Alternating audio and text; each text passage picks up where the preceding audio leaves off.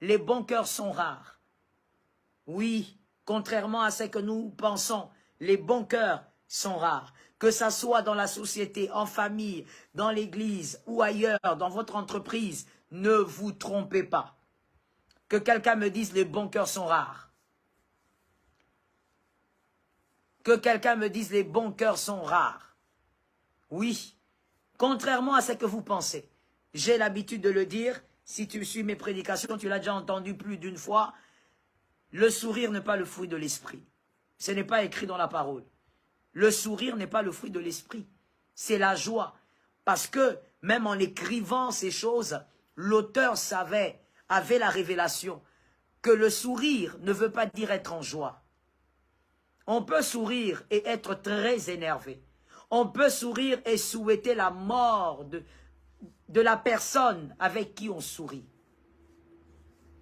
On peut sourire et détester sérieusement la personne qui est en face. Le sourire n'est pas le fruit de l'esprit. C'est la joie qui est le fruit de l'esprit. Parce que la joie n'est pas trompeur. Non, n'est pas trompeuse plutôt. La joie n'est pas trompeuse. Lorsqu'on est en joie, on est en joie. On ne peut pas duper la joie. On ne peut pas faire un semblant de joie. Non. Lorsqu'on est en joie, on est en joie. C'est un fruit de l'esprit. Mais le sourire n'a rien à voir avec le fruit de l'esprit.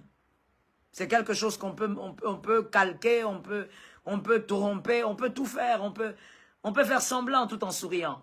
On peut sourire pendant toute une année, alors qu'on est très faux, qu'on cherche à détruire. Donc, je vous ai donné un exemple, puisque vous avez réclamé l'exemple.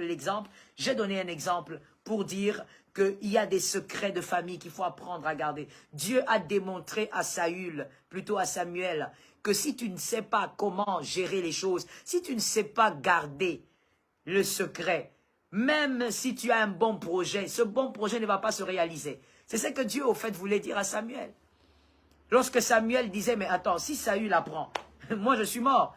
Mais Dieu était en train de dire à Samuel, Samuel, si tu ne sais pas comment garder le secret, tu peux avoir un bon projet. Comme là, tu dois aller oindre mon roi. Mais ce projet ne va pas s'accomplir parce que tu ne sais pas comment gérer le secret.